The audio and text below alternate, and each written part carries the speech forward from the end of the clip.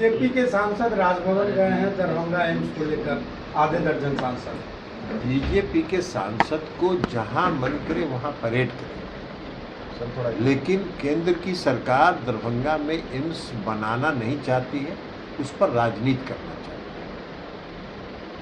Darbhanga AIIMS के लिए जो राज्य सरकार ने जमीन चिन्हित किया है और माननीय मुख्यमंत्री जी ने स्वयं पत्रकारों को कहा है कि चाके जमीन चल के देखिए, जो जमीन चिन्हित किया है राज्य सरकार ने, वह जमीन 6 लेन पर किनारे है।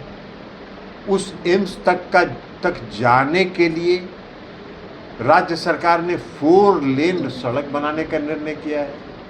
उस जमीन की मिट्टी भराई के लिए राज्य सरकार ने 300 करोड़ रुपया स्वीकृत किया है। उसके अतिरिक्त दरभंगा मेडिकल कॉलेज जो वर्तमान में है, उसको भी अपग्रेड करके उसके लिए हजारों करोड़ रुपया राज्य सरकार ने स्वीकृत किया है। तो राज्य सरकार तो चाहती है कि दरभंगा में एम्स भी बन जाए। राज्य सरकार चाहती है कि दरभंगा में दूसरा अस्पताल, जो दरभंगा मेडिकल कॉलेज है, वो भी एक विकसित अस्पताल के रूप में, सुपर स्पेशलिस्ट अस्पताल के रूप में विकसित करें। अब ये जो भारतीय जनता पार्टी के नेतृत्व वाली जो जुमलेबाज सरकार है, उसको काम करना नहीं है। वो दरभंगा में एम्स बनाना नहीं चाहती है। दरभंगा में एम्स का सिलेक्शन किसका है? दरभंगा में एम्स बने, यह भी माननीय मुख्यमंत्री जी का सिलेक्शन है। मुख्यमंत्री जी की इच्छा थी कि पटना में एक पुराना मेडिकल कॉलेज था, सबसे पुराना मेडिकल कॉलेज, तो पटना में एक एम्स बन गया।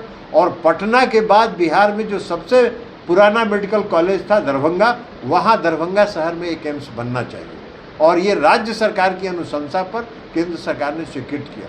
राज्य सरकार ने जमीन चिन्हित कर दिया, उस पर 300 करोड़ रुपया मिट्टी भराई के लिए स्वीकृत कर दिया। अब उनको राजनीति करना है, एम्स नहीं बनाना है, राजनीति करना है, तो वो राजनीति करते रहें। लेकिन राज्य सरकार दरभंगा मेडिकल कॉलेज को वो एम्स बनाए नहीं बनाए, राज्य सरकार ने दरभंगा मेडिकल कॉलेज को सुपर स्पेशलिस्ट अस्पताल के रूप में हजारों करोड़ रुपया खर्च करके उसको विकसित करने का निर्णय ले लिया। काफी हमलावर है बीजेपी लॉ एंड ऑर्डर को लेकर, लगातार हमले कर रही है। केंद्र के मंत्री भी कौन सा लॉ एंड ऑर्डर? अभी आप मेरे सामने खड़े हैं, आप मेरी हत्या कर दीजिए या हम आपकी हत्या कर दें, ये कौन लॉ एंड ऑर्डर की समस्या है? भाई लॉ एंड ऑर्डर में किसी की हत्या हुई है और कोई अगर हत्या हुई है तो हत्यारा पकड़ा जाएगा, ये कानून का काम है। लॉ एंड ऑर्डर तो खराब है मणिपुर में। 3 मई से वहां हिंसा हो रही है, प्रतिदिन हिंसा हो रही है। जो INDIA का जो प्रतिनिधि मंडल गया था, उसमें मैं भी गया था। और पूरे जो दोनों समुदाय के जो राहत शिविर है, उन दोनों समुदाय के राहत शिविर में हम लोग गए थे। दोनों समुदाय में एक भी समुदाय का विश्वास वहाँ की राज्य सरकार पर नहीं है। डबल इंजन की सरकार है और 3 मई से वहाँ की हालत बेकाबू है, नियंत्रण नहीं कर पा रहे हैं और कानून व्यवस्था की बात कर रहे हैं। थोड़ा सा भी तो लोक लिहाज रहना चाहिए। सर, एक सवाल है, लालू यादव के खिलाफ फिर से सीबीआई गई है। सीबीआई गई है, सुप्रीम कोर्ट देखेगी। ये मामला सर्वोच्च न्यायालय का है, सर्वोच्च न्यायालय देखेगी कि सीबीआई गई है। सीबीआई का तो काम ही वही है, तंग करना, तबाह करना। तो केंद्र सरकार तो अपने पालतू तोतों का इस्तेमाल इन सब कामों के लिए करती रहती है, उसी में एक काम ये भी है। सृजन के जांच में भी तेजी आ गई है, बहुत अच्छी बात है, तेजी आनी चाहिए। अमित शाह ने आपको तंज कसते हुए लोकसभा में कहा था कि आप लोग जो षड्यंत्र रच रहे हैं, जनता खूब समझ रही है। उनका षड्यंत्र जनता समझ रही है। वो तो जनता को जो वादा करता है आदमी, आप जरा बता दीजिए, जनता को किया गया वादा आप पूरा नहीं करिए और चुनाव के बाद कह दीजिए कि वो जुमला था।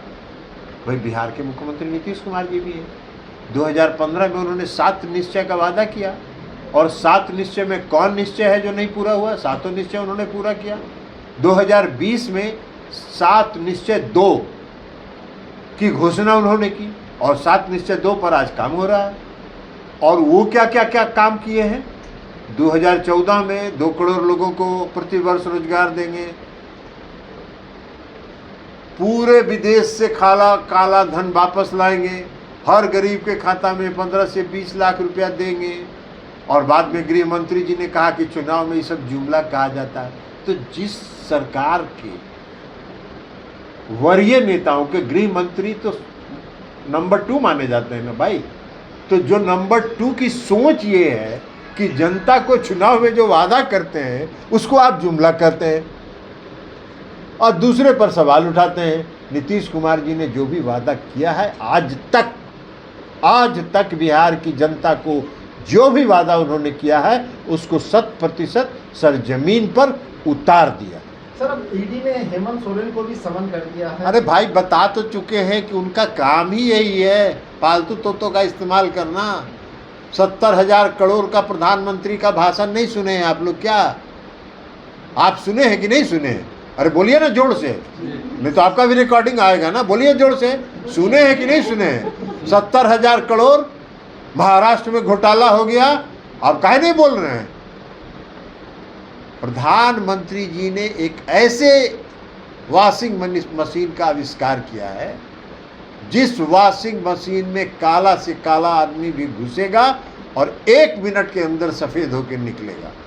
तो महाराष्ट्र में उसी वॉशिंग मशीन का इस्तेमाल किया उन्होंने। हम तो आदरणीय प्रधानमंत्री जी से आपके माध्यम से आग्रह करेंगे कि इस वॉशिंग मशीन का जो आविष्कार आपने किया है इसका मार्केटिंग पूरा दुनिया में करिए, बहुत बिकेगा। अगर ये वीडियो पसंद आई और वह बिहार के राजनीति और बिहारियत से सरोकार रखेनी तो सब्सक्राइब बटन दबा के चैनल के सब्सक्राइब कर ली। ओजे एगो घंटी बा, ओकरा बटन दबा देला से कुल सटीक और मारक खबर रुआ मुफ्त में मिल जाई। अगर रुआ पत्रकारिता के हमनी के नया प्रयोग में सहयोग कर चाहतानी तो ज्वाइन बटन दबा दी। पेटीएम नंबर नोट कर ली 9386816700। धन्यवाद।